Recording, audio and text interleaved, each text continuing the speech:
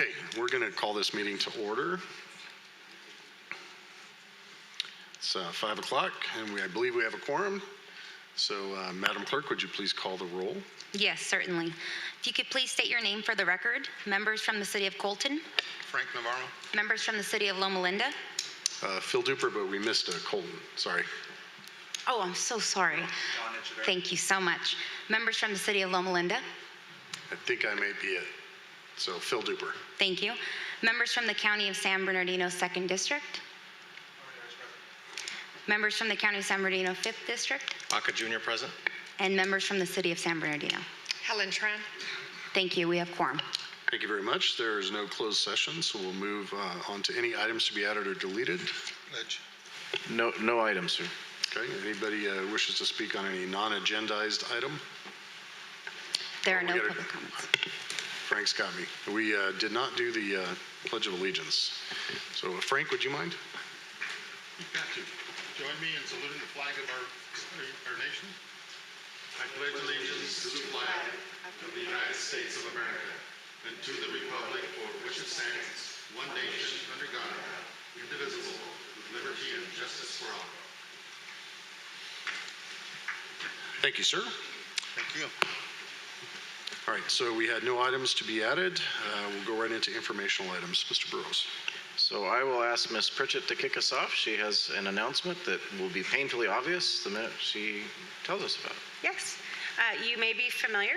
Jillian Abaldo over here in where Jen Ferris usually sits, our deputy clerk of the board, recently took a brief absence of employment with us and has since returned to employment with the agency. So Jillian is back in the seat of the deputy clerk of the board. So we're excited to have her back on the team.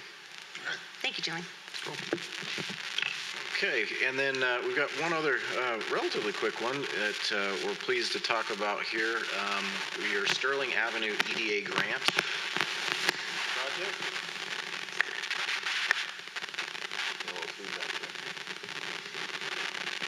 Not sure. So new means we're still figuring it out a little bit, so bear with us. So this graphic here is the amendment design alternative that we had worked on collectively with federal EDA, which actually keeps the project within the scope of the grant award. The actual cost to include the bridge deck as well as some of the security safety concerns about that at that particular point created some pause with the design team and EDA, so we went back to this alternative, and that is what EDA is recommending we move forward with. So it's currently in plan check with Public Works of the City of San Bernardino. It's windy in here, sorry. And we will keep you apprised as it comes through. So big to move this along quickly. That amendment, I think Miriam, they got that done within the course of a couple of months, which is pretty fast for the feds to do. So, but they're very supportive and eager to get us going. Anything else to add, Miriam? No, you captured it all. Thank you, Mike. Okay, and that concludes our reports. Thank you very much. Moving on to the consent calendar. I have a first by Mayor Navarro and a second. Mayor Tran.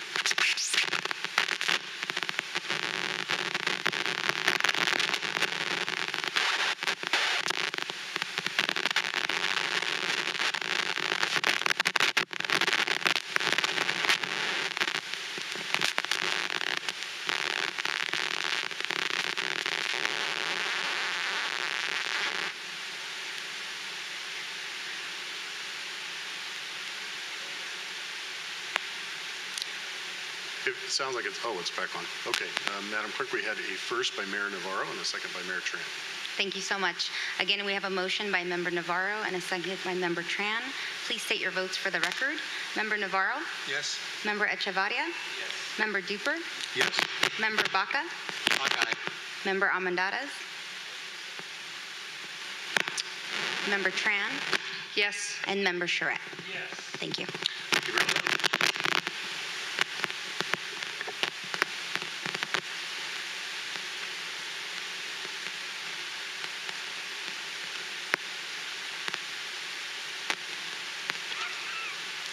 All right, what we have is a receive and file the annual independent financial audit report of the IVDA for the fiscal year ended June 30th, 2023.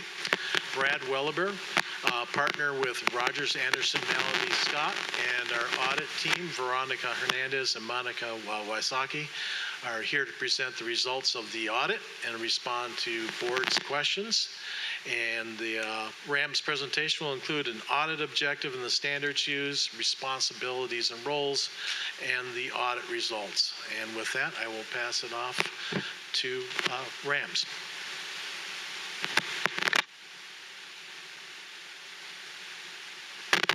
I don't think it's, oh, there it is.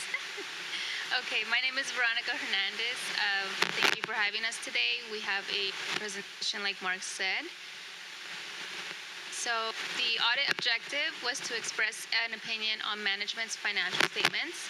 We gathered and evaluated sufficient appropriate audit evidence to provide reasonable assurance that the financial statements are free of material misstatement, an opinion as to whether the financial statements are fairly presented in accordance with generally accepted accounting principles. The audit standards that we followed was generally accepted auditing standards and generally accepted government auditing standards. Management's responsibilities are the financial statements. It is to present complete, accurate financial records and a comprehensive framework over internal controls, including those controls that help to prevent and detect fraud. The governing body, they have a fiduciary duty to ensure that management fulfills its obligations for those internal controls and financial reporting. Our responsibilities are to obtain reasonable assurance that the financial statements are free of material misstatement. We examine on a test basis evidence supporting those amounts and disclosures, assess whether accounting principles used, estimates made, and evaluate the overall financial statement presentation, and we ultimately express an opinion over the financial statements. Our opinion is an unmodified, otherwise known as a clean opinion. The financial statements have been fairly presented in all material respects. All significant accounting policies have been consistently applied. Estimates appear reasonable, and disclosures have been properly reflected. And that concludes our presentation. Any questions? Okay, I don't see any questions on the dais. Is this just a receive and file, or do we need a motion to accept it? Yes, that is correct. Okay, thank you very much. Good to see you, Brad. Good to see you. Thank you. Thank you. And just a quick thank you to management, Mike and Mark and their team. They helped us get through this audit, which is not an easy process, but providing us all the information, and we didn't have any disagreements with management. Everything went smoothly, and you should have that letter with you as well in the packet. Thank you. Thank you. Thank you very much. Moving on to item number 7. Ms. Pritchett. Good afternoon. This is a form that I'm sure all of you are familiar with. In the event of a state-declared emergency or disaster, the IVDA is eligible to receive funding through the California Disaster Assistance Act through CalEMA to repair any disaster-related damages and repair estimates and mitigation following a disaster. One of the requirements for that is the designation of specific agents identified to work with Cal EPA, Cal OES, FEMA, et cetera, to recover these funds. So this resolution identifies the Chief Executive Officer, the Director of Finance, and the Director of Administration as designated agencies. Once approved, the form will stay on file with the state for 3 years. That concludes my presentation, but I'm happy to answer any questions. Okay, again, another receive and file. It's a resolution. We need approval. Yes. Second. A motion from Mr. Charette, and a second from Mayor Tran. We have a motion by Member Charette and a second from Member Tran. Please state your votes for the record. Member Navarro? Yes. Member Echevarria? Yes. Member Duper? Yes. Member Baca? Member Armendariz? Member Tran? Yes. And Member Charette. Yes. Thank you. Thank you very much. Moving on to item number 8, Ms. Beltran. Thank you. Good afternoon. I'd like to first begin with a partial explanation of what is the California Environmental Quality Act.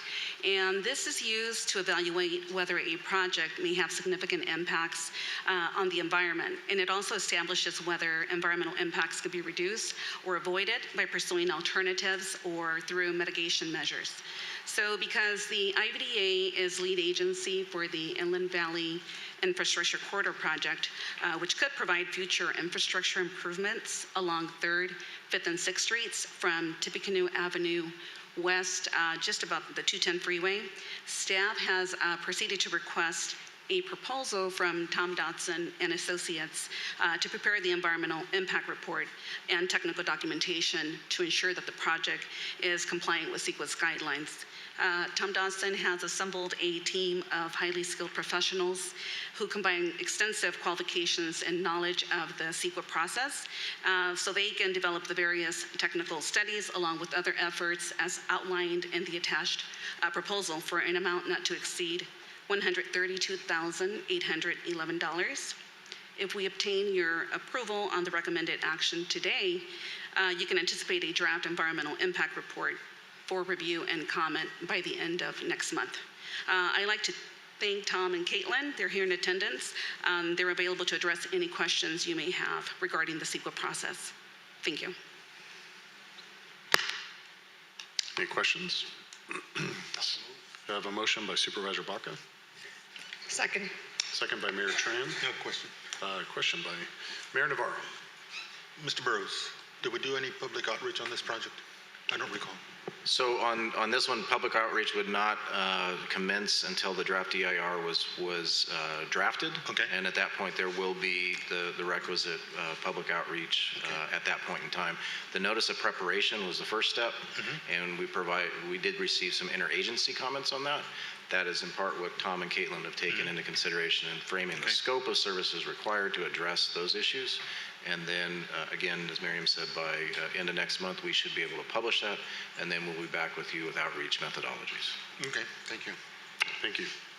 Madam Clerk? We have a motion by Member Baca and a second by Member Tran.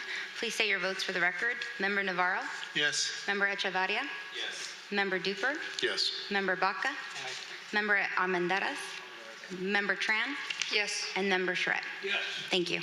Thank you very much. And Mr. Burrows, action plan status. I will be brief. Normally this time of year, we do a update with our colleagues at Alliance California, Hillwood.